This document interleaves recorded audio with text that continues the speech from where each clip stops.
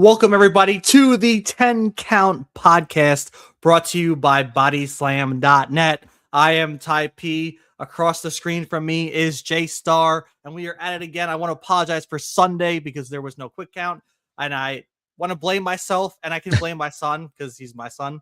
But, dude, you know it. You've been through it. You're like a year ahead of me. The dad grind is real. The way they change is so fast, and once you think you figured them out, they like to throw a switch on you. So I've been trying to learn this. I've been trying to adapt. It's been a little tough. But anyway, aside from the dad stuff, Justin, how are we doing today? Happy Wednesday. Sorry. Happy Wednesday is right. Listen, today was a tough day for my family. We had to put down one of our dogs. It was the right time. 12-year-old boxer. I don't want to get choked up on, live stream, but it was just time. She wasn't eating. She, tough to walk. She had tumors. She had cancer, but it doesn't make it any easier. But we're here. This is my escape. I texted you. I could not wait for tonight's episode. We have to get our Elimination Chamber predictions for the Prediction League locked in. We have some NXT to talk about, and we have a really, really, really bad Raw to talk about. So I'm ready. Let's get into it. Yeah, I want to get into first because our boy, All Ego, Ethan Page, I was feeling it last week. You were feeling it last week. The way things went down in NXT last week, we kind of felt like the end was near, and it happened. Miles Bourne won. Hank and Tank came out. They stopped the Vanity Project from helping our boy out.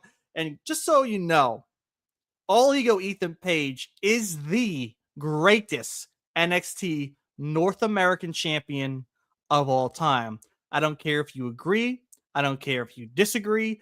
It is a fact. The man went for 273 days, the most title defenses. And you don't want to say anything about Ethan Page, most title defenses. He's not one of those heels that kind of is scared from competition. That man put Canada on the strap. He put Canada on his back. He put North America on his back. And he did what he did. And that man is going to be the next NXT men's heavyweight champion. I mean, come on. He's better than Obafemi. He's better than Carmelo Hayes. He's better than Wes Lee, Velveteen Dream. The list goes on. I mean, I love you that you're a ride or die Ethan Page guy. I'm not going to lie. But do you think that Ethan now goes up to, like, do you think his time in NXT is done? I'm so ready to see Ethan Page on the main roster. But I feel like it's not going to happen now because he's got like this little group going on. He's got the Vanity Project and he's got Ricky. So like they're like this own little stable. But now, I mean, the Vanity Project swipe right. Like, shout out to them. Congrats on and new. I mean, they just got called up from Evolve a month ago, and now they're new tag team champions of NXT. I saw them when they were in the WWE ID project at NYWC. Those guys are the real deal. They're going to be the real deal for a few years now in NXT. NXT is bringing up the Evolve guys and gals. It's time to promote people. We just saw Oba, we saw multiple people. I think it might be time for Ethan, dude. Ethan's deserved a shot at the main roster. He does, but it's very packed right now with bringing up Obafemi, Trick Williams, Javon Evans, right? We see Javon Evans, which we're going to go into predictions in a little bit, in the EC. Trick Williams is just a freaking stud on SmackDown. And we don't know where Oba's really going yet, but the dude is a monster. They're promoting the hell of him. He's squashing the hell out of Kit Wilson. Poor Kit. He wants to get away from the toxic men, but the most toxic of them all, Obafemi, is just beating the living hell out of him.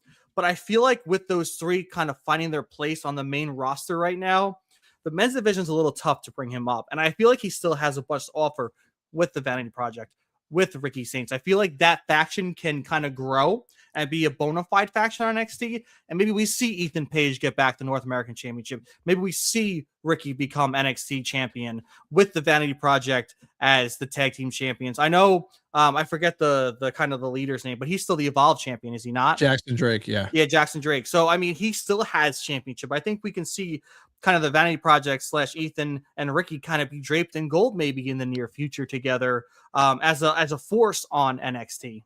And listen, when I saw them taping up Ethan's ankle, and they, the swipe right just came in hot off their win. You had Ricky Saints in there talking. They were all talking, oh, Ricky's going to be world heavyweight champion. Ethan's going to be the longest reigning North American champion. It did feel like something, but I feel like now that Ethan has lost, I don't know if Ethan is going to try to blame Ricky Saints. I know Ricky tried to get there, and then all of a sudden Joe Hendry appeared, and it was kind of like WrestleMania. It was like that WrestleMania match between like Cody and Roman, but for like NXT. Yeah, it was just people like appearing left and right. But I don't know. Like, if you finally gave the belt to Miles Bourne, I don't think he can't lose it that quickly. Like, I just don't see it happening.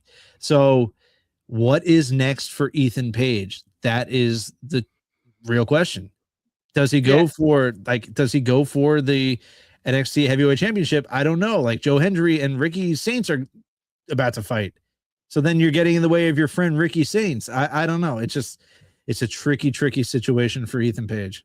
Unless he takes some time off. Maybe he does actually have some ankle issues. Maybe not a bad injury, but maybe he needs some time off. I mean, the man defended the championship 10 plus times. The man was holding down for 273 days. And a lot of that was as double champion as the AAA Mega Mixed Tag Team Champion. I mean, the dude has been holding it down for WWE, nationally, internationally. I mean, dude put the company on his back for a bit. He was the most winningest champion of NXT, of WWE at that point, with 273 days. So it's a shame that stat for him is over. I was hoping we'd see 300, 365. And even you mentioned last week, it'd been cool to see him lose it at Stand and Deliver. I feel like that could have been a bigger payoff moment for Miles Bourne. Maybe he gets screwed out of this week and then ultimately gets it at Stand and Deliver during that WrestleMania weekend. I just would have loved to see Ethan shatter that record. But, Yeah. we had highway robbery. I tweeted Ethan Page. I'm hoping he sees it. I mean, come on. Criminal, right? Becky was pissed off. We had Jessica Carr win the most corrupt referee by Becky the other day. I mean, hey, I think there's some scheming going on in NXT now to hold Ethan Page down. I think these refs and these GMs don't like the heels anymore. I don't like it. You're right. And while we're on NXT, we should just go through NXT. It finally happened. It finally happened. But it happened before the match even started. Like, I was kind of pissed off at that point. Like, Zarya finally turned on Sol Ruka, but you didn't even let JC Jane and Sol Ruka have a match. It would have been so much better if Sol hit the Soul Snatcher and out of nowhere, just Zarya pulled her out and she's like, "Why'd you do that to me?" It would have been so much better. Instead, you just have Zarya beat her down before the match even starts. Sol says she's good to go, gives a look at Zarya. She takes the punch from JC Jane, and 1, 2, 3, match is over. Zarya got a pop, though. I'm not going to lie. People were chanting for Zarya. People have been waiting for Zarya to turn on Sol. We've been talking about it for months now. Was it too late? Did they do it wrong? I think it should have happened during the match. Yeah, first off on YouTube, Matt with the let's go on the Wednesday night. Appreciate you, Matt, for tuning in as always. Yes, it was too late. This has been since the summer, end of this summer, we've been waiting for this to happen. And now we're, well into the road to WrestleMania. The weekend is Elimination Chamber, right? It happened too long. It took too long. Also, I see what they were trying to do. Right. First, they had a stack card, the title changes that happened, all the title matches we had. They probably wanted to go for a shock value with the start of the match because there was no DQ and they were going to start the match regardless. But it fell short, in my opinion, especially in that aspect. Right.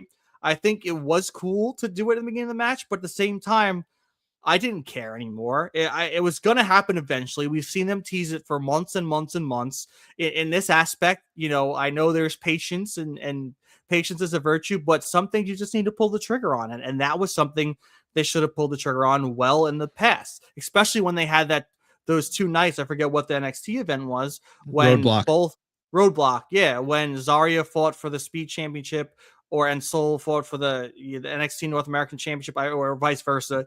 But they should have done it back then. It would have made more sense.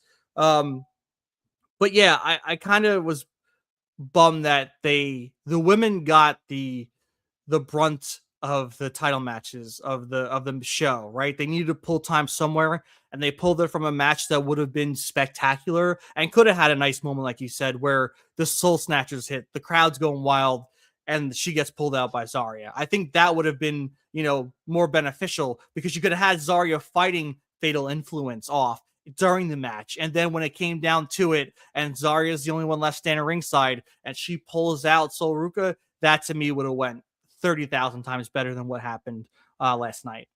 I agree with you, but I also think the way that the night started, right? So you start the night off hot, you have Swipe Right and New. Then all of a sudden you have the Speed Championship, you have Ilya LaFleur and New. It's like, oh my God, and we almost went across the board, right? And we had an N New with the North American title too. There's a lot of titles that changed hand on Tuesday night, last night. I felt like something was going to happen. And with the teases, it made sense. It should not have happened the way it did. Yeah. Let Sol get in, just let Sol hit a Soul Snatcher, get the crowd into it. No, we're just going to attack her from behind, not even before the bell rings, and nada, done. But yeah, especially now we're going to get that at Stand and Deliver. I'm hoping. Yeah, but especially with how they've been pushing Sol, right? You'd think that they would have let that match kind of push through and happen, but they didn't, right? She was on Saturday night's main event. She had a nice showing at the Royal Rumble. I don't know. I was a weird decision. And like I said, I honestly think it's due to cutting time. And I think the only way cutting time made sense, and one of the matches was in that position. So I do understand, but I don't agree with how it went. No, fair. And listen, I think let's see, we have on YouTube that just came in, Topher B 560. I mean, no one predicted Zarya turning on Soul in that moment. Seems like they want it to be unpredictable. True. So yeah, but I feel like Topher, I agree with you. Like the beginning of the match, the way it happened, sure, wasn't expecting it. But I mean, I said it last week. If it did not happen last night, I was out on whatever Zarya and Sol Ruka were building towards. I was so done. I've been done with it for months. Same. I like it. Sure. Triple H, like you said, teaches patience, long-term storytelling, all that stuff. But it comes to a point where it's like, just pull the trigger. Just pull the trigger. Yep. And finally it happened. Sure, I agree with Topher at the point of saying, like, where it happened in the beginning, but no one expected that. It was a decision. It was definitely a decision. I just would have let them run for at least 5 to 7 minutes, something. Just, I don't know. It is what it is. Yeah, it is. And I agree with you, Justin. I think it just should have happened months ago. I think there were so many opportunities that would have been really cool moments, and people cared about it. I kind of gave up towards the end of November. We saw a lot of teasing. It was around SummerSlam. We saw the writing on the wall. We saw the teases. We saw these moments where they weren't getting along. And when you do that, and especially in NXT sense, it's like, you need quick payoffs. Like NXT is huge on these payoffs, and usually quick payoffs, because superstars don't have a lot of time in NXT, and time matters, especially if they're getting brought up to the main roster eventually. And with how they've been showcasing Soul, it seemed like she was just going to go to the main roster, and this was just going to be a friendship forever. And honestly, I think they kind of been holding off on bringing her up to the main roster because of this turn. And if that's the case, she's been so over, like I said, on Saturday Night Main Event, in the Royal Rumble, on SmackDown. So to me, holding her off this long just to have now this payoff could have happened months ago. And was it, again, unpredictable, like you said? Sure. I didn't expect it to happen to begin the match, but I just was really hoping for this kind of friendship to end a long time ago. Yeah, I mean, I think the only option now is you build up to Sol Ruka and Zarya, stand and deliver. Like you said, Sol Ruka has been over on Saturday Night's Main Event, like you said, SmackDown, wherever. It's time for her to get the call up too. So I feel like her and Ethan are the next to go up. So I think that the logical answer here is you build up to a feud of Zarya and Sol Ruka finally. Stand and deliver comes. Zarya goes over because now you need that monster heel for the women's division. I mean, sure, JC and Fatal Influence are heels, but you need that monster, and that's what Zarya is. And then that is, Sol Ruka's swan song on NXT. She loses, she loses fucking 1, 2, 3 clean, and then she gets called up to the main roster. And if they do Zarya and JC for the title next week, I hope, Sol kind of returns the favor, gives the receipt to Zarya. And to me, as long as they do well, like I'm in it. Like it'll be fun. Like I said, I didn't really care about the turn, but I think they'll put on a hell of a program together. I think their match will be great when they finally do it and it's all said and done. And if it's at Stand and Deliver, like you said, Justin, I think that'll be a highlight marquee match on Stand and Deliver's PLE.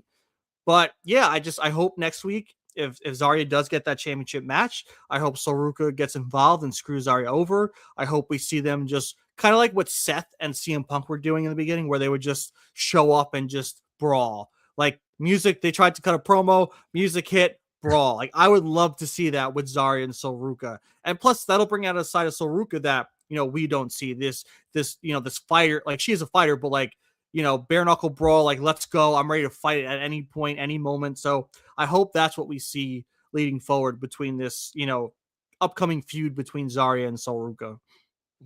100%.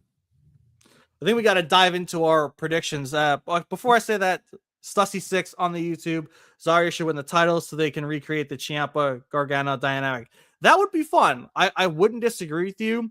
I just think Justin pointed out just before, Zarya heel, JC Jane heel. Usually there's no title changes in that kind of capacity. There's no there's not really given that at that moment because the fans are, I mean, granted they were very over for the turn, but there's so much give and take when you do heel versus heel or face versus face, especially the reaction between a face and a heel is so much better for a win or a turnover that way for the title.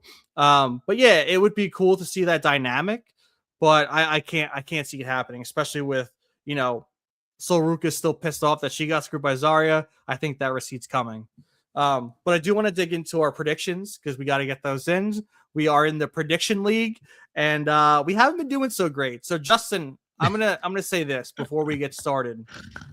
When we do our predictions, I want to default to your decisions because I don't want convincing. I don't need convincing because back when me, you, and Court used to do our predictions, you were the juggernaut of predicting. I was not. Court was not. You pretty much hit home run after home run, as long as it's not been JC Jane. Same with me. So This week, I want to default to your decisions. I don't need any convincing. I will give my opinions on who I think will win, but I want to default to you this week and see how we do. Fair? Fair. I'm just going to put it out there. I feel like Elimination Chamber is not going to be a PLE where we gain any sort of ground on anyone else in the prediction league. I truthfully think that it's kind of straightforward, dude. Yeah. I would love it. Listen, if we're wrong, should I say, I would love it, but I don't think WWE has the guts to do it. So I'm pretty much calling out Triple H and the whole boardroom right there, the creative team. I don't think they have the guts to put over a Kiana James or I don't even know. I don't think Javon Evans. No, but even like Balor. I don't think Finn Balor is winning. I would love to see it happen, but it's not going to happen. Yeah. But yeah, I'm cool with that. Let's. I think there's only 4 matches, so yeah, it's the 2 ECs, the world title, and the women's Intercontinental Championship. Which, the Ruthless Depression era, Stussy 6. Yep, I don't disagree with you there. I actually kind of do. I don't and I do because I have been enjoying a lot, especially with NXT. There have been storylines that I've really enjoyed this year. It just seems like they've made some decisions that haven't been the greatest, but I digress. Monday Night Raw, which we'll get into. Cannot wait to get into Monday Night Raw. Yeah, right. So let's go into these predictions real quick. It will be probably pretty quick predictions. Yeah. Like Justin said, it's pretty straightforward. I want to go into the World Heavyweight Championship match first. We'll do the ECs last. CM Punk, Finn Balor, or as Stussy6 on the YouTube always says, Finn Balor. I think we are going to see Finn Balor once again. This man still has not won a singles match since last year in January. I looked up that stat. It is crazy that this man hasn't won. And that was also with the help of JD McDonough. We've seen this guy do so much more, and it's a shame. But we do feel that he has a bright 2026. We could be wrong. He could be Intercontinental Champion. We could be wrong. But in this case, I can't see them diverting from the CM Punk Roman Reigns main event. I mean, it's huge. It's top of the line. That's going to be night 2, main event. Stakes are on the line. CM Punk said next week he's going to probably punch Roman Reigns in the face. The man hasn't shown up since that epic promo they had together, which scared me, right? And I even said it last week. This is just filler for CM Punk because Roman's not around. And once Elimination Chamber is around, we'll have a few weeks of Roman until Mania, and that's exactly what we're getting. Stussy6 on the YouTube saying, I have a better chance of marrying Roxanne Perez than Finn Balor winning that world title match. Hey, crazier things have happened, Stussy. You never know. You just slide into those DMs. I know she's got a boyfriend I think he's on Evolve or LFG. But hey, crazier things have happened. You never know. That's how I met my wife. slid into those DMs. That's all you gotta do. Just one shot. Hey, you miss 99% of the shots you don't take, or whatever that quote is. Yeah, it's CM Punk, dude. I don't like you said. There's Balor better have his moments. We're only in February, right? We need Balor to rid himself of the Judgment Day. I feel like we're getting there. I know you had on Raw Balor and JD. They said, "Oh, brothers fight. They're cool. Whatever." They're not cool. They're definitely not. Something's going to happen. We need Balor to lose. We need Balor to just say, "Hey, screw you guys. I'm out of here." And then there we go. Dom and Finn. Perfect. Finn wins. The Finn push begins. Not as world champion like we want, but as IC champion. And then you can go from there. But Finn's not winning until he rids himself of the Judgment Day. So with that saying, and it being in Chicago, CM Punk is retaining the title. Yeah, it's funny that they chose Chicago to put both AJ and CM Punk on standalone matches on the card. Smart. The crowd's going to be electric for both of them, and I can't wait to see. And speaking of that, we'll go into the Women's Intercontinental Championship match, Becky versus AJ. With the crowd that's going to be going nutcase for AJ Lee. How do you think this is going to go, Justin? So this is the toughest match of the night. So I've been back and forth. On record, don't want to see them talk to each other in a ring again until Saturday. Thank God we don't have to. It's just going to be now Elimination Chamber coming up on Saturday. I don't know. I'm assuming that this is only the first part of this saga with AJ Lee and Becky Lynch. I think that they are written in for Mania. Same match, Women's Intercontinental Championship, AJ Lee, Becky Lynch, Part 2. Now, the real question is, who is walking into Mania as the Women's Intercontinental Champion? How do we get there, man? How do we get there? So, do you just have the Chicago crowd eat up both of their favorites, retaining and winning and new? Or do you have one win, one lose, and then AJ wins it finally at Mania? That's the question that I've been battling with. Because I can see WWE saying, all right, Punk, you're retaining, AJ, you're going over, but now you might lose it at Mania. Because we don't know how long this AJ Lee contract is, right? I know when she first signed it with Triple H backstage of SmackDown. Let's see. Hold on. Stussy 6 on YouTube for the prices. The crowd should be allowed to book the show. Listen, Stussy, I agree with you. And also, I think it's absolute bullshit that they're trying to black out any bars from having a viewing party in the Chicago area. It's crazy. Absolutely insane. And that's where I'm eventually going to get us a VPN partnership, and that's where it would be like, hey, any bar that wants to have this party, just get a subscription to a VPN. You're done. Yeah. You can still show your watch party, but absolute ridiculousness that they're trying to black it out. Anyway, I'm back to this match because this is the toughest match.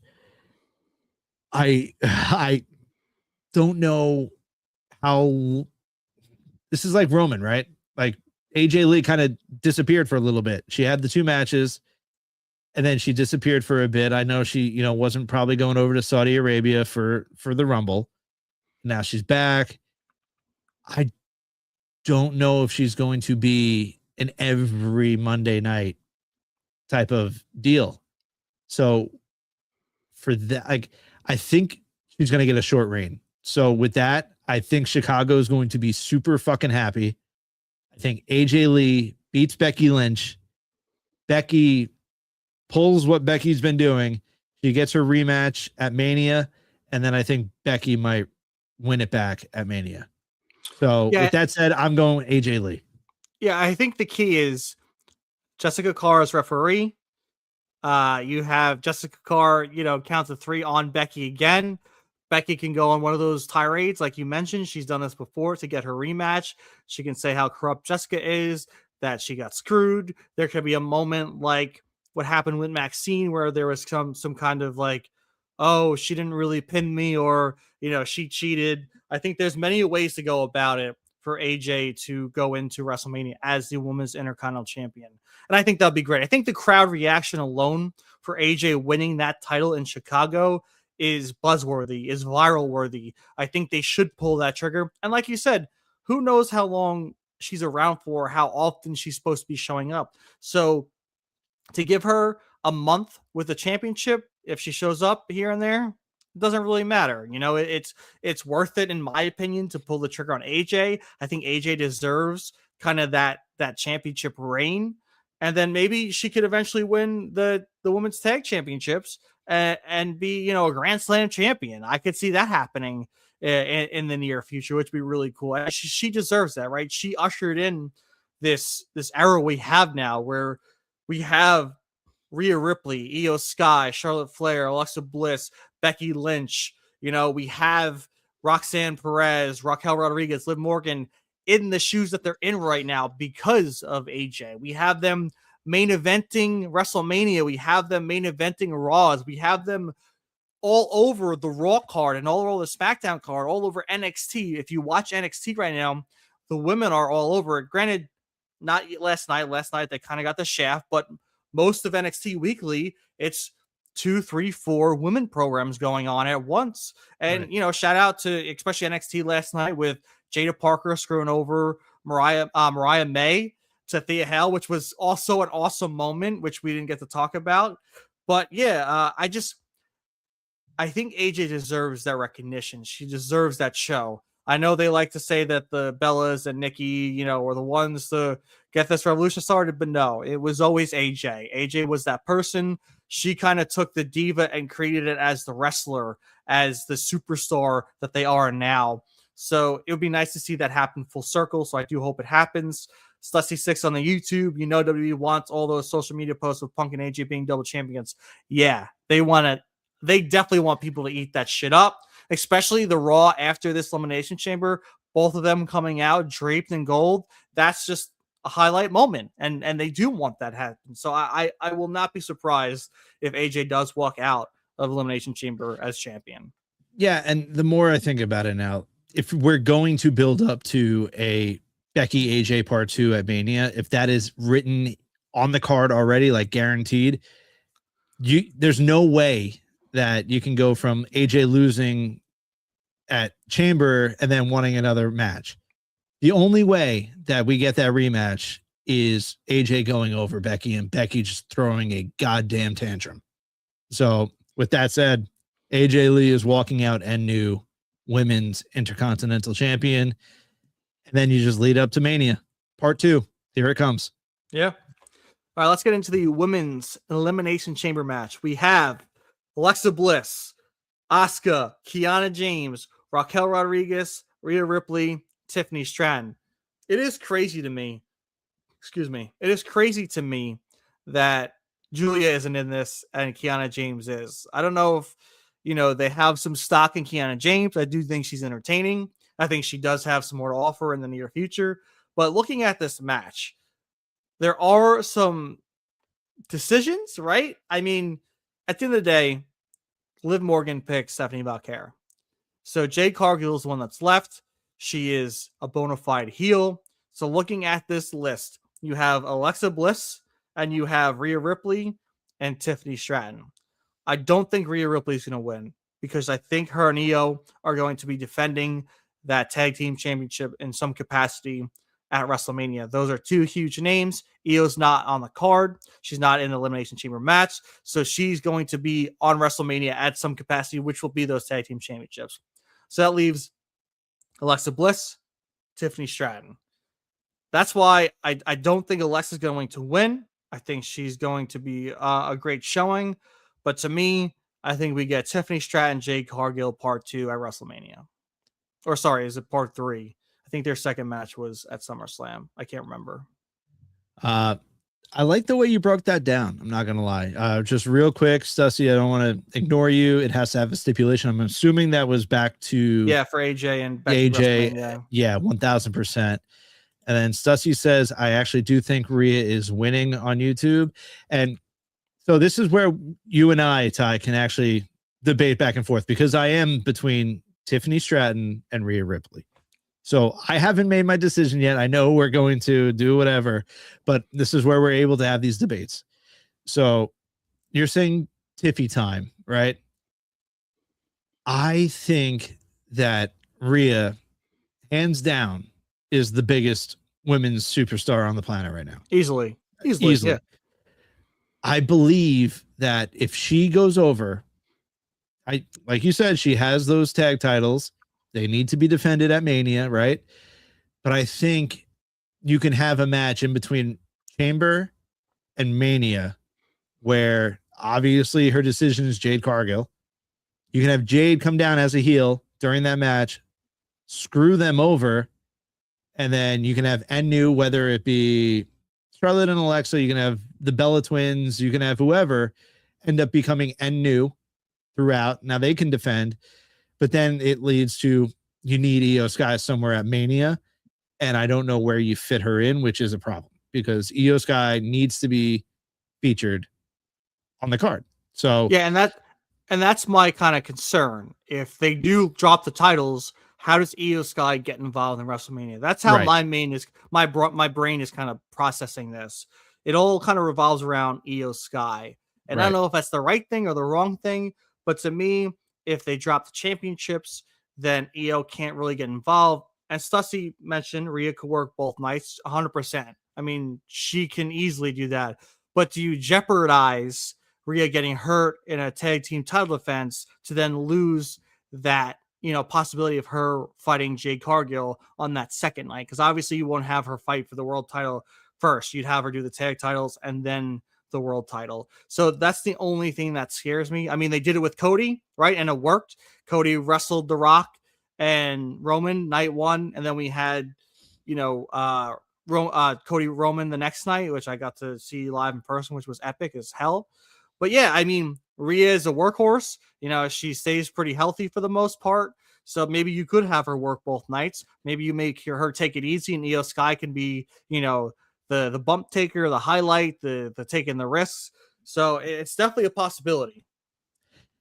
And then I also think about back to SmackDown where you had Alba Fire versus Tiffany Stratton, and Tiffany destroyed Alba, and you had Chelsea in her wheelchair, and they kind of had a stare down. The stare down is still sticking with me because you had in that triple threat match to get to the chamber, people wanted to see Chelsea win. You and I both want to see Chelsea win. Yep. So I feel like you can also go the route if Rhea wins at the chamber, you could do Tiffany and Chelsea. Tiffany's still a face. Chelsea's still a heel. I feel like that could work as well. Stussy on YouTube says I could also see Alexa winning and it turns into a triple threat with Charlotte. I don't know if I see Alexa winning. So it's so weird how like the women's tag division, I feel like so many of them need to turn on each other right now, like for a WrestleMania match, right? Because here you have Rhea and Io. Rhea's never beat Io. Their tag team. We said it months ago. We thought that maybe my wife is saying you better say Rhea. Rhea's a badass. I'm with you, babe. And I don't even know you had a YouTube account. Anyway, I don't know. It's like I feel like Rhea and Io at Mania would be such a classic. And then you can have Charlotte and Alexa. That would be such a classic, but that's two tag teams turning on each other in the matter of I don't know how long. So this one I'm stuck on, dude. I really don't know. Like I want to go with you and say Tiffany Stratton wins and then goes on to face Jade Cargill because they have a history too. But then like Rhea is just the biggest superstar women's superstar in the WWE. She actually, hell, she could be the biggest superstar, period. And it's like, damn, I don't know. I really don't know. I guess I'll go with you. I'm gonna go Tiffany Stratton, but I'm not comfortable with it at all. Yeah, because Sus even said Rhea and Tiffany are the only women in the chamber who are also on the WrestleMania poster, right? So if Tiffany doesn't win at the chamber, why is she on the poster? What is her role at WrestleMania? Because Rhea can have that role of defending the women's tag team championships. Where does that leave Tiffany if she loses the chamber? She's not having a match. Fair. That's a good point. That's a good point. All right, we'll go with Tiffy time. Lock it in. But cool. Can we both agree that the final two are going to be Rhea and Tiffany Stratton? Yeah, I mean that would be the most high stakes, the most like holy shit, who's going to take this moment? And I think that's what they should do. I agree with you, but then it's like at that point, do we get like a moment like last year where Punk got screwed? Or like how does Tiffany, like, I know Tiffany's great, but how does Tiffany go over Rhea one-on-one? Rhea's just she's a boss. I don't know. Like, I just can't see it happening. I mean, you could have either Raquel or Asuka screw over Rhea. Those are two tag teams that could likely go face against Rhea and Io at WrestleMania. You have the Judgment Day. You have the Kabuki Warriors. I mean, there is possibility of Rhea getting screwed by someone in that match that's a tag team. Yeah, and my wife said rude because we went with Tiffany Stratton. I think it's rude that your maiden name is in your account and not your actual now last name. So back to that. Anyway, so yeah, let's go with Tiffany Stratton. All right, let's do it. But I don't feel comfortable about that. Right. That's actually another one. So this next one I think is blatant. And Slutty 6 said Rhea can start the match, and that gives her cover for losing. Yeah, she can be the Iron Woman of the Elimination Chamber, but sometimes you come up short when you're the Iron Woman. So we got the men's Elimination Chamber. We have Cody Rhodes, Javon Evans, Jey Uso, LA Knight, Randy Orton, Trick Williams. Justin, where do you see this one going? Well, I said it 2 weeks ago. Whoever came out of that triple threat match to qualify was winning the chamber. And it was either Cody Rhodes or Jacob Fatu. So my answer is Cody Rhodes with a bullet. I think Cody goes over. He gets his match with Drew, and then that's where you got to work something in. I've said it. You need a little spice on this match because I don't want to see Drew and Cody 1v1 again. Need a little spice in my life, although I hate spice, so it's ironic that I need it. But I need it for this match. So I have Cody winning. You know what's crazy? The only heel in this match is Trick Williams. I would love, I've said it last week, I said it the week before, I would love if WWE pulled the trigger on Trick Williams winning this match. The man is so over. And coming from NXT to the main roster, sometimes it doesn't translate, but you could see how well NXT is doing with the fan base and the main roster fan base that the likes of Javon Evans, Trick Williams, Oba are so over when they come over. But Trick, to me, is the most over of the three by far. I can't wait to see Trick and Javon show down against each other in the Elimination Chamber. It'd be sick to see them 1 and 2 kind of just battle it out, to rehash that NXT rivalry they had. But man, dude, the goosebumps I would have if Trick Williams won this match, to see them put their eggs in a Trick Williams basket at this moment. You know, we speak about this all the time. We said it earlier, right? Triple H loves to play the patience game. But to me, sometimes you got to strike while the iron's hot, man. And Trick Williams, when he walks out, the crowd erupts. And Celestia 6, will the final boss make an appearance? It's been a year since the Cena heel turn. Hell no. I love Dwayne.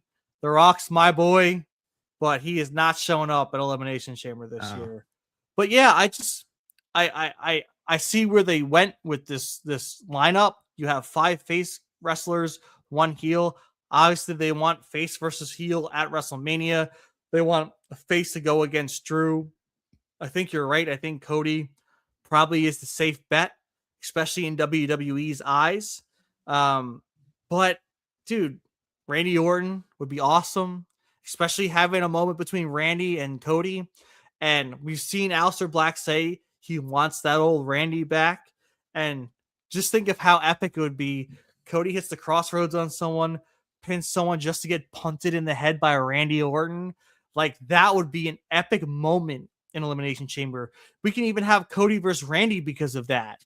And that would be a cool match to have at WrestleMania, where you have this heel Randy Orton versus face Cody Rhodes, because that would be a WrestleMania match that I would enjoy a ton, and you wouldn't need him in the WWE Championship match. But then if it's not Cody and Randy winning that, then who does? It's not going to be Jay. It's not going to be Javon. Is it LA if they go that route? So I have a lot of speculation in my brain. I would love it for be Trick Williams, but I do agree with you. I think the safe route for WWE and TKO is choosing Cody Rhodes and having him go to the main event of probably night one. So I'm going through it. Trick, love that he's in there. Trick is going to get showcased.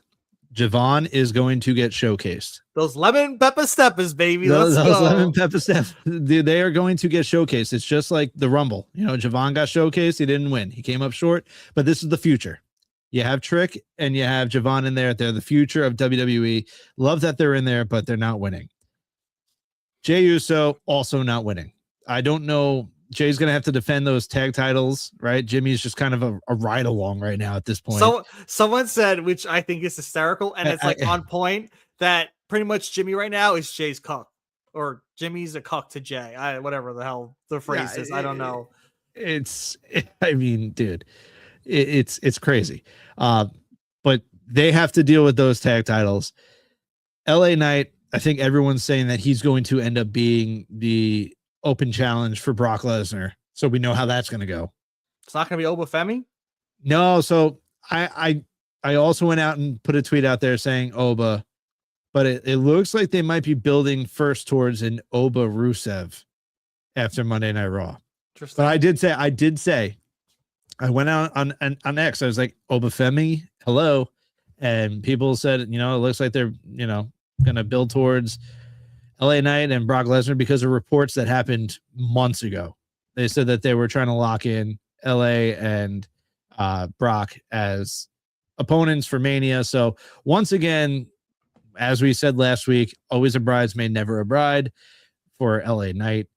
And he's going to come up short. I still think he might be one of the first two eliminated.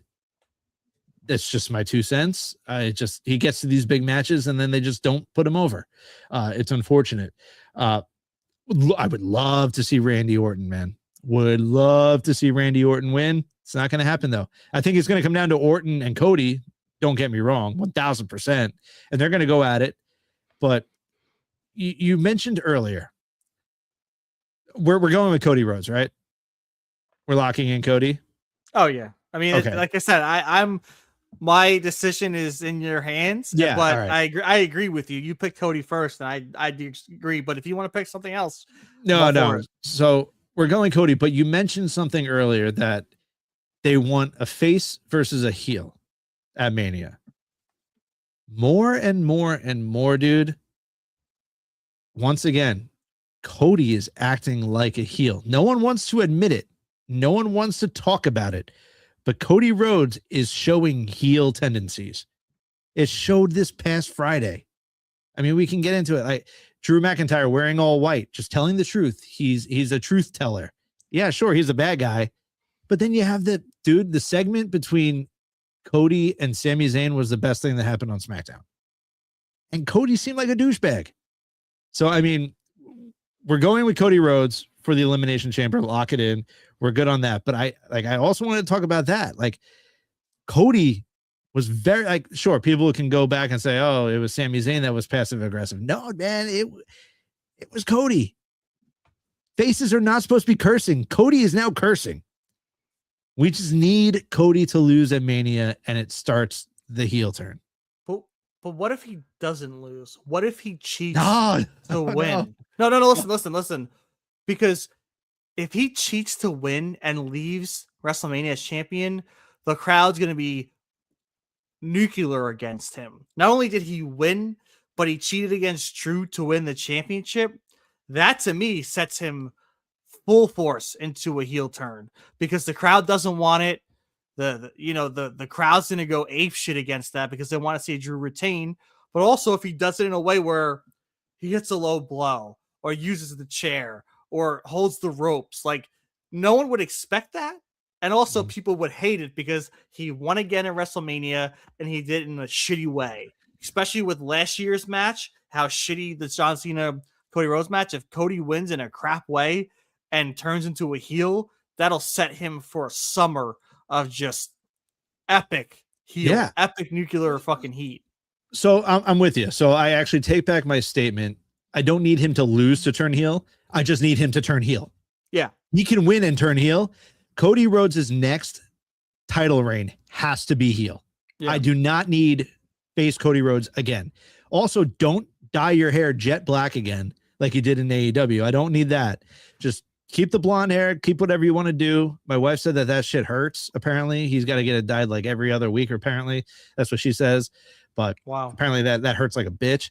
But anyway, Cody Rhodes' next title reign has to be heel. End of story. If it happens at Mania, great. I'm actually all for it because then you have the double turn almost in a way. If not, you need him to lose. He goes nuclear, he goes ape shit, and he goes heel.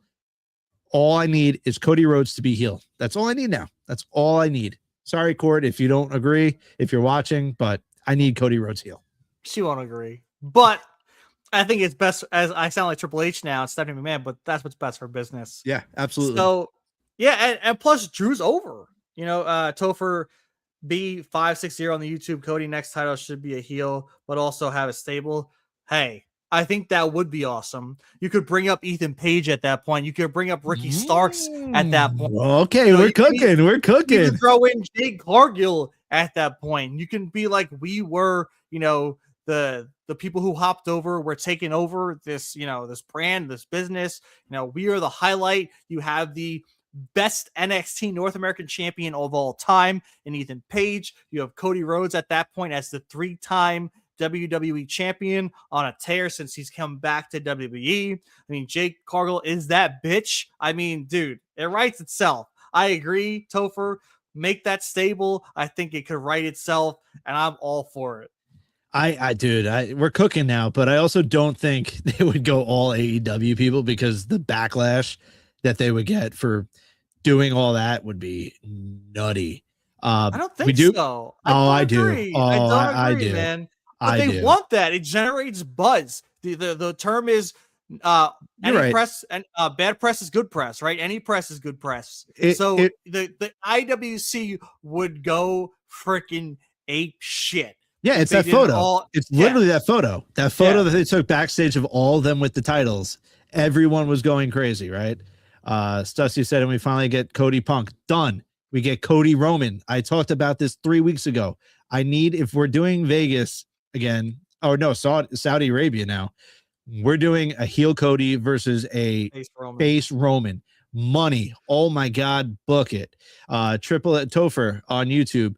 Triple H needs to have the balls to do it. I don't know if it's just Triple H. I think it's TKO.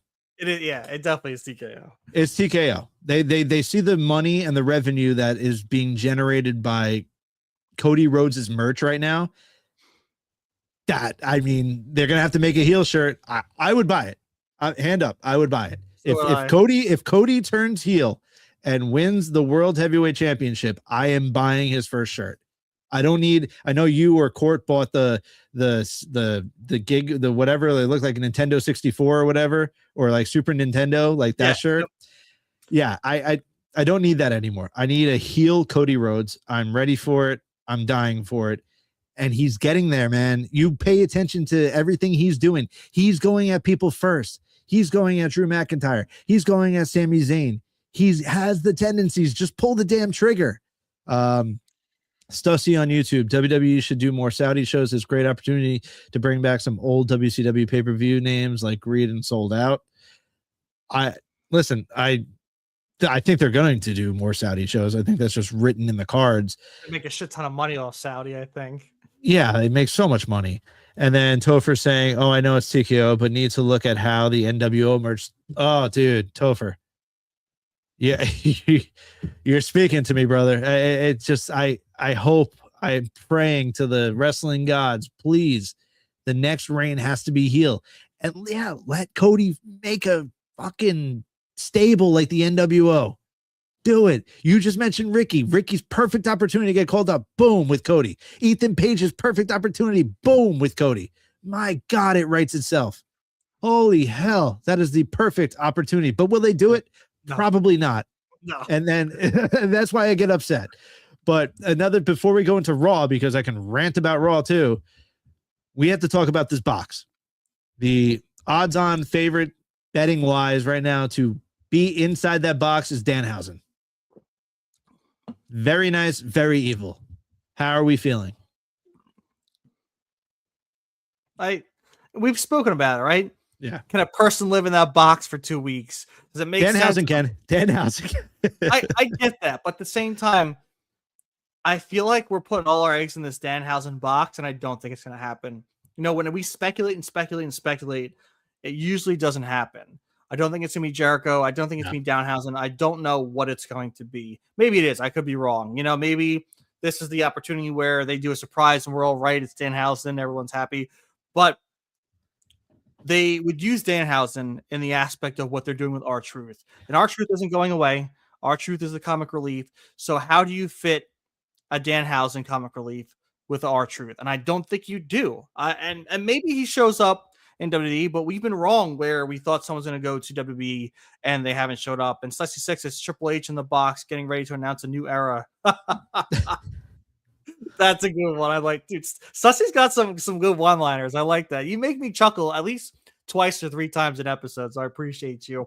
And also, he mentioned that Fanatic shirt quality though is spectacular. I have to say though, I had a Triple H King of Kings shirt. It's rest in peace. It's thrown out because it finally ripped, but that lasted since 2008 for me. So I mean, back in the day, quality was pretty good due for WWE, at least at the shows. But yeah, I don't know what this box holds.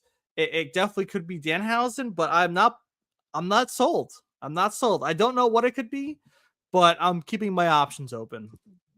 Yeah, if it is Danhausen, he finally got out of Guantanamo Bay. Maybe they knew that his whatever Tony Khan and AEW extended him to, he knows the date. He's ready to go. I think the Danhausen merch will go like crazy in WWE.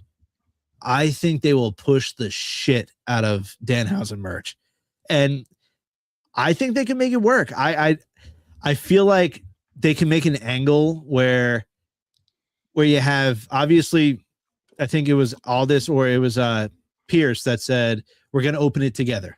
We're going to open the box together. So now all of a sudden you're going to have Nick Aldis backstage and Adam Pierce backstage. They're going to open it up.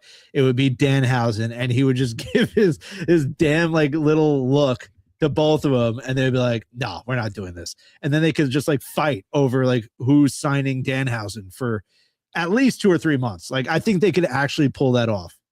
And you have Punkhausen. So Stussy, I want Punkhausen on TV since we never got them as a team on AEW. Would be great.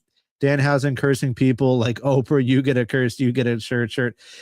The merch that Danhausen would sell in WWE would go crazy. And that, listen, I'm not trying to shit on AEW.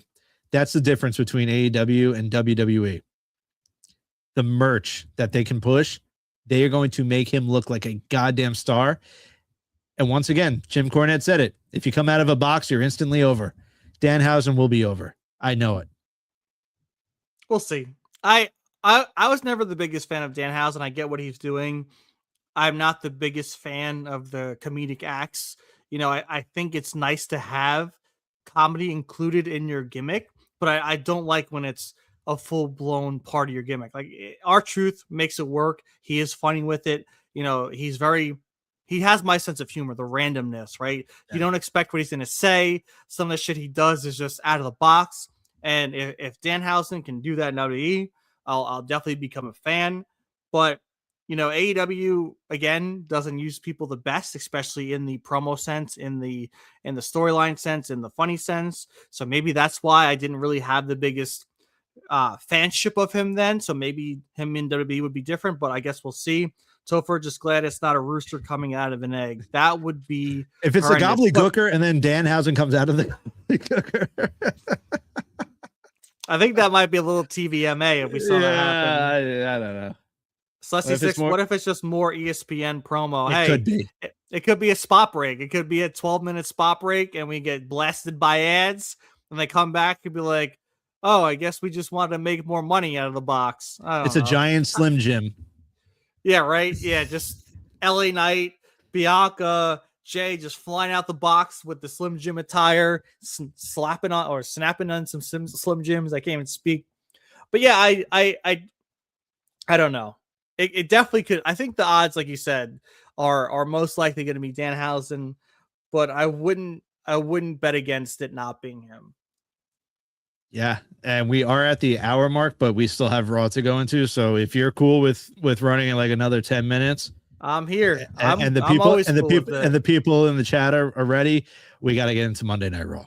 Yeah, let's talk about the shift fest. I mean, there's a lot to unpack.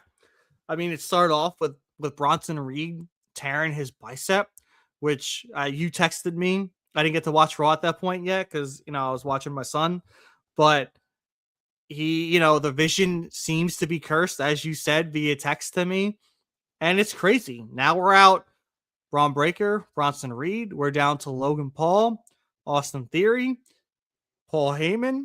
What is the sleeve? They weren't even showcased on, the Elimination Chamber at this point. Sussy 6 saying the vision is looking blurry. That they are. I think they might be partially blind at this aspect. But the OG vision, they're all on the shelf right now. And the thing is, like, now how do we make this masked man work? Right? Because half the vision's gone. Literally half the vision's gone. So how do we make this masked man angle work? Does it happen at WrestleMania? Do you hold it off post-Mania till you get your guys back? Just the questions are up in the air, and for me, as opposed to the vision. Yeah, it's horrible news about what's going on with the vision. It sucks. But now, if we're at that point, like, sure, we know Grayson Waller is most likely the guy, right? The good news is Austin Theory is still healthy. He's standing tall. He's one of the 2 remaining members. So if you could make it work, I don't know if we're going to get the reveal at Elimination Chamber. The word on the street was that Bronson Reed was supposed to go over at Monday Night Raw, and then I would assume get screwed over in some sort of fashion by the masked man. Now that can't happen, now you can hold off. Now you can wait for Seth Rollins to get healthy. Now you might be able to do that double masked man reveal of Grayson Waller and Seth Rollins. But it like Stussy said on YouTube, the vision is looking blurry, and that creative room has a lot to decide. Yeah, I want to go through the comments right now. Topher saying Theory healthy as of this moment. That is correct. But also, if you want like a good reveal and Seth's involved, I feel like you need at least Braun Breaker or Bronson Reed. I guess Paul Heyman's there to hold that together. But again, what Stussy says down there, should they keep Logan and Theory as a tag team? I agree. I think they probably work together as a tag team. But we've seen Logan get pushed very well. I mean, he can stand alone to go after the Intercontinental Championship against, the World Heavyweight Championship. I mean, the dude was Final Four in back-to-back Royal Rumbles. The eggs are in Logan's basket. So Logan in Theory versus LA Knight and Bad Bunny, hell, that sells, man. People want Bad Bunny back in the WWE ring. I mean, I would watch that match. I would love that match. I think it would be epic to have Logan and Bad Bunny at least face off in some capacity. And I honestly think Bad Bunny can hold his own. We've seen it against Damian Priest. Maybe you can have an unsanctioned or a street fight between Logan and Bad Bunny. Let it get real gritty and heavy on the weapons. So I don't know, man. It's going to be interesting to see how they kind of fix what's going on with the Vision right now. I do want to ask you, Justin, what was your, I guess at this point, least favorite moment on Monday Night Raw? That I guess the shit fest we can call Monday Night Raw this past Monday. I mean, there was a lot, dude.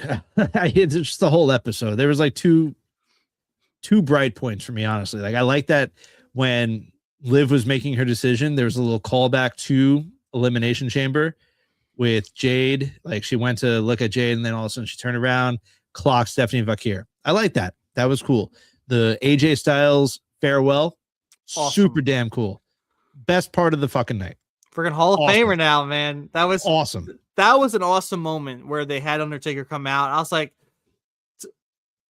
as a person who's been watching WWE since I've been like 5-6 years old, I was kind of annoyed when the Undertaker came out because I thought they were just gonna like do some weird Undertaker promo. He was gonna take the limelight and they were gonna end Raw.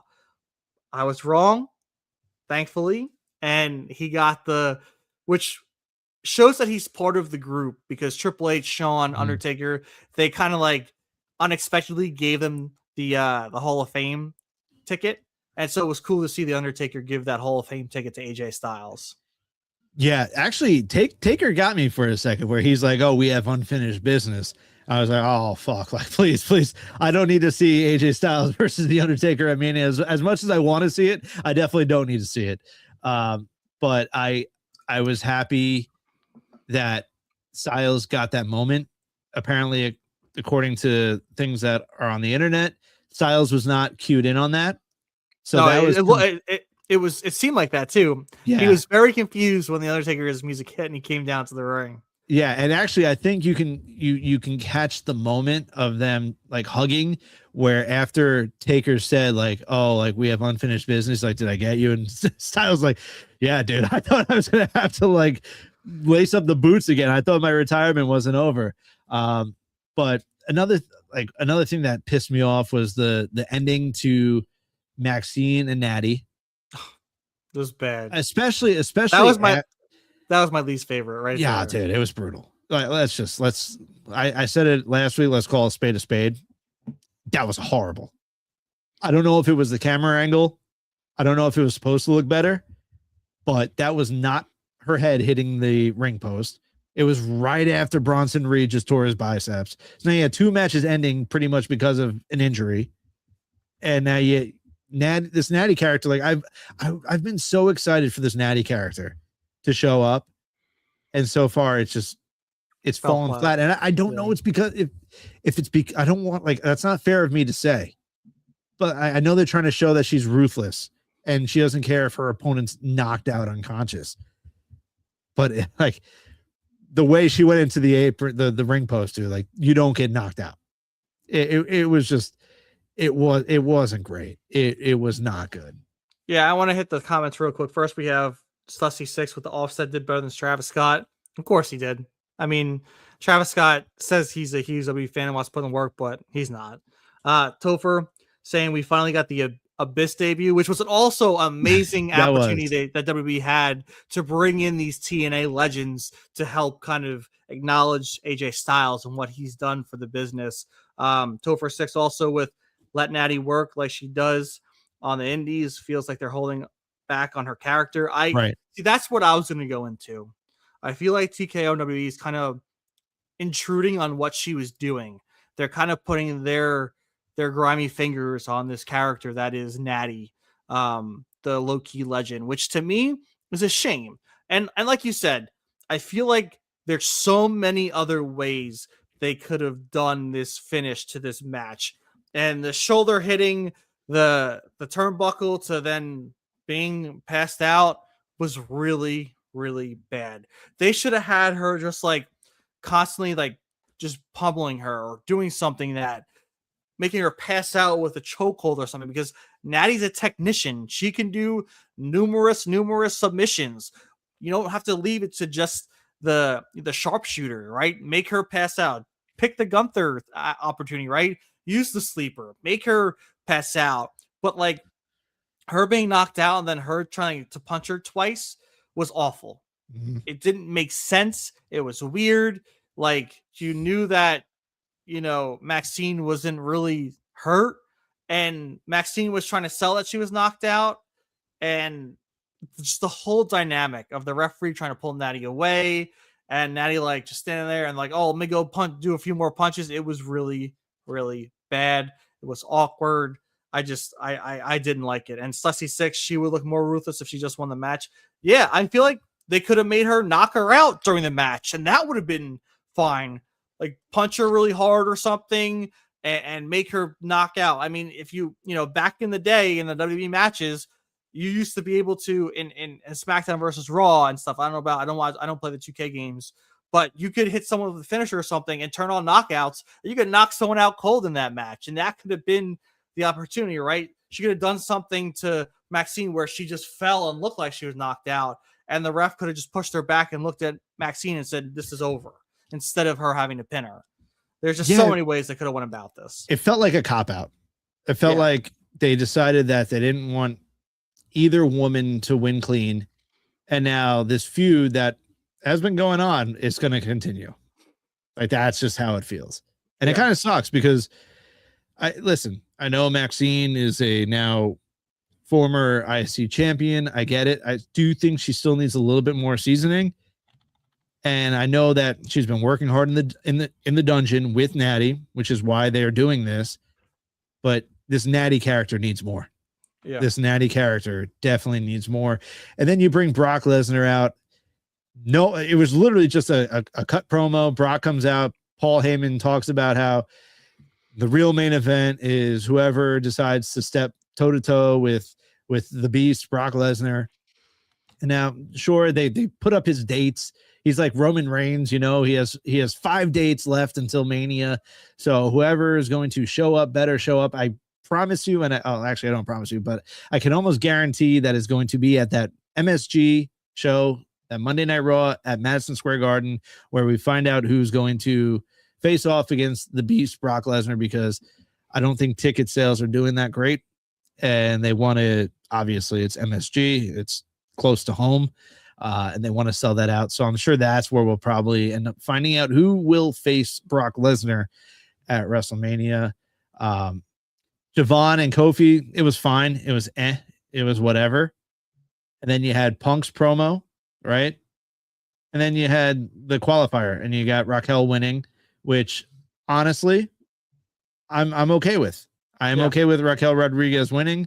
It builds up that dynamic now that Liv is going after Stephanie, and now Raquel can, possibly go after Jade.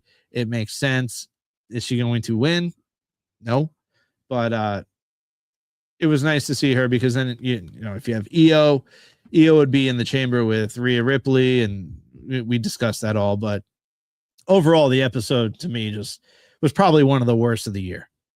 And that's just me being blunt. And I don't think there's anything else more that I can say about it. Yeah, I had to say I did like Gunther coming out in the beginning and kind of just bashing AJ and saying, why are we highlighting this man? We should be highlighting me. Obviously, Adam Pearce had to throw him out the building. It just makes sense, especially if he can't be around to ruin it. But you can see the TKO influence on WrestleMania with Roman Reigns, with Brock Lesnar, with these part-timers kind of showcasing WrestleMania. This is the shit we saw with Vince. Right. And, it kind of gives me a bad taste in my mouth. Slushy Six said the brawl with Dragon Lee was cool. Yes, I did love that. I didn't expect that. I love that Dragon Lee is ride or die for AJ right now. It's super fun. The brawl was fantastic. It really was. But yeah, it's a shame that I'm seeing this kind of Vince style happening in this road to WrestleMania with what they're trying to highlight, with what they're trying to promote. That's why we see these things happening, with why we think Cody Rhodes is going to face Drew McIntyre. As long as they pull that trigger of Cody going heel. Topher B560 and on YouTube saying TKO needs to let Triple H work and count their money, but lower ticket prices. Yeah. I mean, the ticket prices are insane, especially when you have businesses come in. Nowadays, in this world we live in, businesses want to make the most bang for their buck. And if they see things as kind of as a grab, people want it, they're going to up the prices. I'm an avid Pokemon fan. I love, Pokemon cards, but now you see all these scalpers, taking everything they can and trying to upcharge, right? Everyone wants to make the most money they can, and there's no, there's no resurgences against it. There's no restrictions to say I can't do this. So it's a shame. They should lower tickets back. That's the one thing Vince kept was lower ticket prices so families can afford to come to the shows. But you have this business, you have this corporation who just sees dollar signs and these CEOs that want as much money as they can and have these big bonuses and be like, look what we did. And so that's what we're seeing. And it's a shame. And I've said it, Topher. I'm not sure how often you've viewed us, but I've said in the past, people shit on Triple H. Is Triple H at fault sometimes? Sure. I think some of his decisions aren't the greatest, but to me, at the end of the day, TKO is the biggest influence. And I think they are making Triple H stray from his visions at times because they want that big main event. They want those big matches. They want these PLEs to have these matches that they can try and make money off of. And it's not the best decision at the end of the day. That's why I think, right now, I would love for a Trick Williams to win the Elimination Chamber and main event WrestleMania and win the WWE Championship from Drew McIntyre. But that's things that aren't going to happen under a regime where we have a huge business kind of owning what's happening with the product right now. And it's Dusty 6, so Roman is going to win the title and take a vacation until October. I don't think so, man. I feel like CM Punk is going to come out on top. And I feel like Roman's not around as much. I know how much people want the championship around. It's the reason why the world title was created, was because Roman took the ball and left and we needed a champion. So maybe Roman does take the championship and show back up in SummerSlam like he usually does. But part of me thinks that they're not that dumb. Maybe I'll be going record now and eat my words, but I don't think they're that dumb to have Roman win. I think they want the payoff. I think Roman's a big name, especially in the main event of WrestleMania, but I don't think they're that stupid to have Roman then win and hold the title hostage on his vacation until SummerSlam. Yeah, the only way I see Roman winning at Mania is if they have like a deal in place that we don't know about where he's all of a sudden full-time again. Yeah. But if that's not the case, Punk better win. But with that said, thank you all for joining us tonight on the 10 Count podcast. Shout out to Stussy. Shout out to Topher. You guys are the MVPs of this episode. If you guys like our content, please go and subscribe to us on YouTube. I'm going to remove the banner real quick. Bottom left corner at the 10 Count pod on all socials. You leave a like, you leave a thumbs up, you leave a comment on any of our shorts, any of our videos. It would mean the world to us. It helps the algorithm. It helps us grow. We would appreciate it greatly. With that said, also, please subscribe to Body Slam at Body Slam Net. We have the Patreon at Body Slam. Body Slam, PWN. It's $5 a month. You get the exclusive breaking news, podcast interviews, and more. Well worth it. Those guys are putting down the rundowns. They're giving out little tidbits, whatever they're hearing. Stussy, Topher with the thank you guys, and Stussy with the emoji. So thank you guys. You guys are the best. You guys are what makes us want to do this. And especially today for me, after having to put down my dog of 12 years today, I texted Ty and I said, I cannot wait to just get on the podcast, get on stream. So if you guys have any animals, hug them tight for me tonight. I would appreciate that greatly. I am at JStar02 on X. Ty is at TLP_maximum on X. And hopefully we'll see you guys on Sunday. We'll see you for a little Elimination Chamber post talk. We will see what comes out of that damn box. We will see who's going on to WrestleMania. You guys, Topher, prayers for you. J-Star, lost my dog 3 months ago, so I feel you. Sorry, even when man. you're I'm sorry, Topher. Even when you're ready for it, it's still the worst goddamn feeling in the world. Thank you guys for joining us so much once again. Enjoy your Thursday. Enjoy your Friday. Enjoy Elimination Chamber on Saturday. Hopefully. And we will see, and we will see you guys here back on Sunday afternoon. And then once again, next Wednesday, guess what? We're back here live. So thank you once again. Can't thank you guys enough. Until then, it is Ty, it is J-Star, and we are out. Oh, thank you. Oh, thank you. Oh, thank you.